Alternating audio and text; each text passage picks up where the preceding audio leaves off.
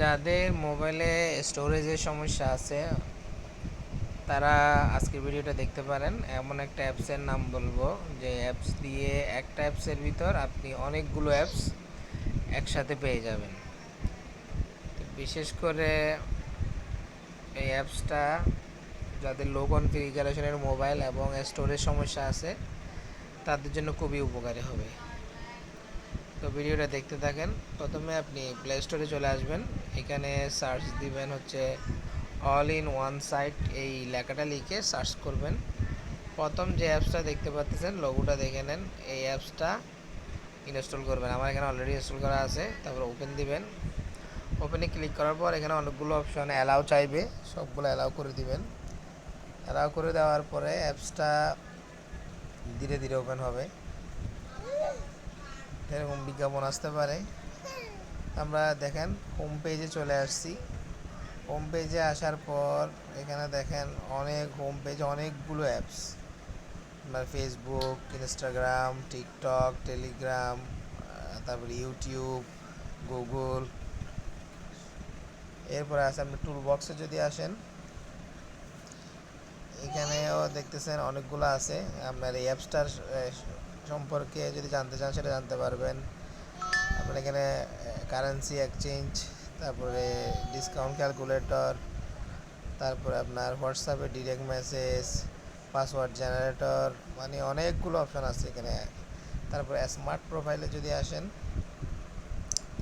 এখানে বিভিন্ন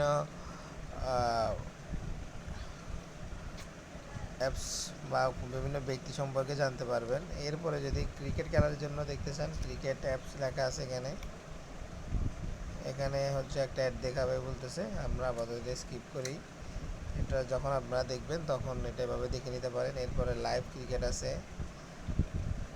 কোন কোন চ্যানেলে কী কী খেলা দেখতে পারবেন এখানে এগুলো লেখা আছে। চ্যানেল 1, 2, 3, এখানে চ্যানেল 1, 2, 3-তে ক্রিকেট দেখতে পারবেন। আবার নিচের চ্যানেলগুলোতে ফুটবল ম্যাচ দেখতে পারবেন, পিসিএল T20 দেখতে পারবেন। এই ধরনের অনেকগুলো অপশন এখানে আছে।